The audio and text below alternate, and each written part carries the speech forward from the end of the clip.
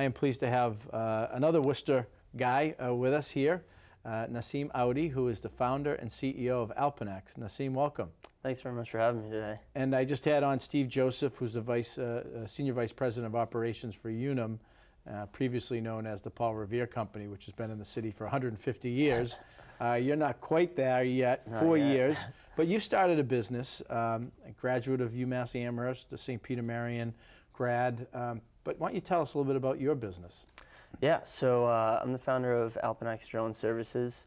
Basically what we do is we provide asset inspection, mapping, surveying, and 3D reconstructive solutions for a variety of our clients. And drones are kind of the really the foundational element of your business. Yeah. And you know, the whole drone, I guess, scene or use or need for them has become multifaceted.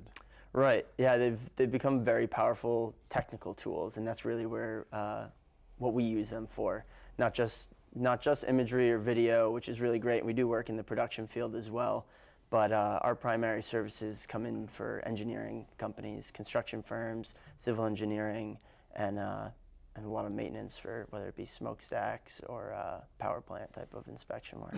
Right, so people might be familiar, if, watching TV, they see the drones from, giving a nice aerial view of a landscape or, Yep. or buildings or a campus, that maybe only a helicopter might have been able to do previously, but now you're able to do that with drones, but you're able to take this in a whole new way in terms of inspectional services. How have you how'd you get into that? And what kind of caused you to pursue a business in this area? Yeah, so I had actually started flying RC aircraft when I was about 10 years old, and then I started building And them. RC aircraft is what?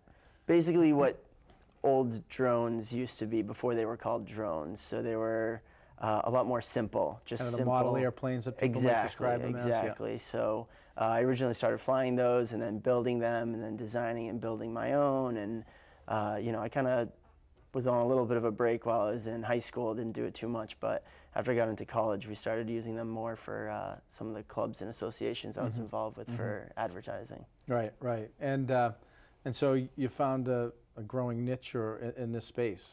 Right, yeah, so while I was at school, I actually started the business then, and I had a lot of demand coming in, people asking me to, originally it was just production, so they wanted a commercial shot or they wanted their wedding done, and that was fun, but I'm an engineer by trade, so I wanted to bring a lot more technical. And So that was your degree from UMass Amherst? so I studied mechanical engineering and Okay. entrepreneurship as well. Oh, great. Yeah. So I kind of started tying a bit of those two together, and we started putting packages that were a lot more valuable than just imagery or just video for our clients. So we can. So give me an example of you would present a package to, I don't want you to divulge your company, but say, here, Sure. We can do the following things, and here's how it's going to help you. Definitely. So we work with land development is a big one.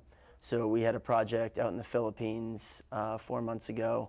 It was approximately a 900-acre site, and that was being converted. It was a dense jungle originally, and it was being converted into a residential development with a marina in the center. It was on the border of a lake.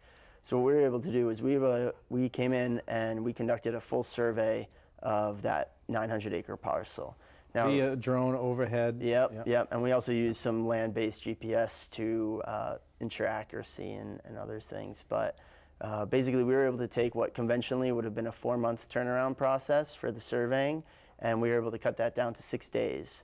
And we were able to do so while increasing the amount of data collected by a factor of almost 100. Mm-hmm. And that meant that this company was able to start this project 4 months ahead of time, which is a few $100,000 in increased revenue for them. Absolutely, and development costs and all the things. So, Of course. So, which leads me, you mentioned these packages. I didn't know you were going to take us to the Philippines. So, you're international. How are you getting the word out about what you're doing? Yeah, so we really started our full sales process just this year in January. So we had been really developing the particulars of how we wanted to present our packages and really where the best value came into play for our customers so that we weren't just charging them for things that weren't useful.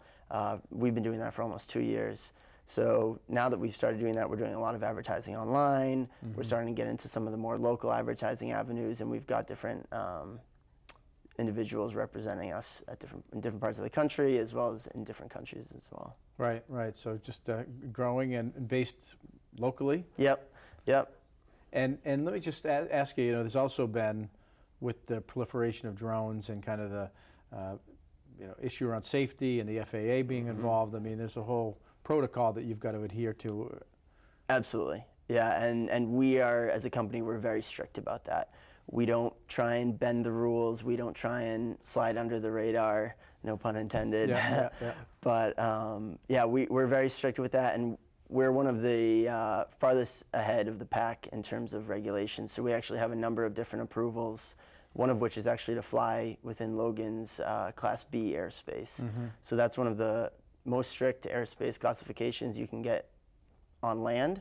And that's similar to your LAX and your JFK type of airports. Obviously, everyone here knows Logan. Right, right. So we have approval to operate within that area, which a lot of companies that may be doing it currently don't necessarily have proper certifications to do so. So we're really pushing ahead and making sure that everything that we do is legal, and we let our clients know that ahead of time and make sure that they understand we won't do an operation if it's not legal. Right, We'll do our best to make sure that it can be done and that it can be done legally. But certainly navigating the FAA regulations at the moment are a challenge, but right, but important. We're up for it, yeah. Yeah. And so we just got a minute or two left. Number of employees, where do you see the company going? How are you planning for growth? Sure, yeah. We've got about 6 guys working right now, really all talented individuals. This year is going to be huge growth for us. The next 5 years are going to be really big.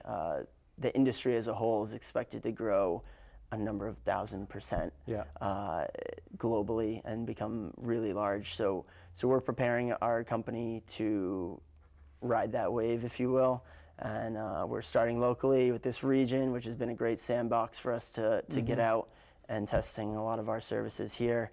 And we're just batting down the hatches, getting ready for the storm. Yeah, well, we love it. We love the fact you started with sounds like a little hobby, and you took that to an academic level, and then that entrepreneurship is exactly what we love to see and support. And so, if people want to give you a little plug, commercial opportunity, they want to get a hold of you, there's a website. How can they learn about your services? Definitely, yeah. You can reach us at alpinax.com.